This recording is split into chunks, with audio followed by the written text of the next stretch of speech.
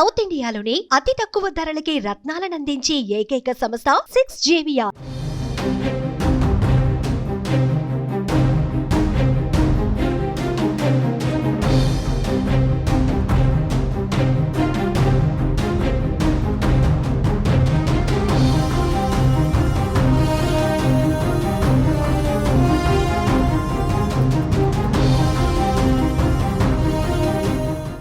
June 10న Bharat బంద్ కు పిలుపునిచ్చింది Maoist కేంద్ర కమిటీ.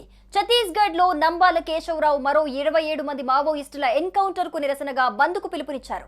జూన్ 11 నుంచి ఆగస్టు 3 వరకు అమరుల స్మారక సభలు నిర్వహించాలని పిలుపునిచ్చారు. ఈ బంద్ ను దేశవ్యాప్తంగా జరిపేందుకు మావోయిస్టులు ప్రయత్నాలు ప్రారంభించారు. భద్రతా విభాగాలు ఈ మేరకు అప్రమత్తమై ప్రజలకు అసౌకర్యం కలగకుండా చర్యలు తీసుకుంటున్నాయి. మావోయిస్టుల అగ్రనేత నంబాల కేశవరావు మరో 27 మంది మావోయిస్టుల ఎన్కౌంటర్ కు నిరసనగా మావోయిస్టు కేంద్ర కమిటీ భారత్ బంద్ కు పిలుపునిచ్చింది. ఈ మేరకు అభయ పేరుతో ఒక లేఖను విడుదల చేసింది. మావోయిస్టుల ఎన్కౌంటర్ కు నిరసనగా జూన్ 10న భారత్ బంద్ కు పిలుపునిస్తున్నట్లు ఆ లేఖలో పేర్కొంది. ఇక మావోయిస్టులు మృతి చెందిన నేతల జ్ఞాపకార్థం జూన్ 11 నుంచి ఆగస్టు 3 వరకు స్మారక సభలు నిర్వహించనున్నట్లు ప్రకటించారు. ఈ కాలంలో మావోయిస్టు కార్యకలాపాలు మళ్లీ ఉధృతం కావచ్చన్న అనుమానంతో భద్రతా దళాలు అలర్ట్ అయ్యాయి. ప్రజలు అప్రమత్తంగా ఉండాలని, ఎలాంటి అనుమానాస్పద చట్ట విరుద్ధ కార్యకలాపాల సమాచారం ఉంటే వెంటనే పోలీసులకు తెలియజేయాలని అధికారులు విజ్ఞప్తి చేశారు.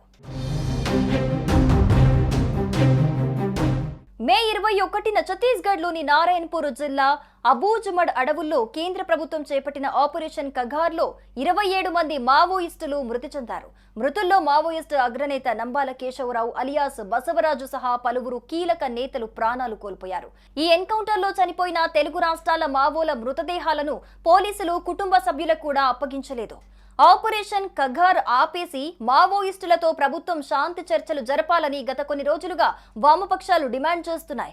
అయినా కేంద్రం తగ్గటం లేదు. శత్రు దేశమైన పాకిస్తాన్తో చర్చలు జరిపి దేశంలో ఉన్న మావోలతో చర్చలు జరపటం లేదని మావోలు ఆగ్రహం వ్యక్తం చేస్తున్నారు. ఎన్కౌంటర్లపై సుప్రీంకోర్టు జడ్జితో విచారణ జరిపించాలని నేతలు డిమాండ్ చేస్తున్నారు. సుమన్ టీవీలో మీ పర్సనల్ అండ్ బిజినెస్ ప్రమోషన్స్ కోసం కింది నెంబర్కి కాంటాక్ట్ చేయండి.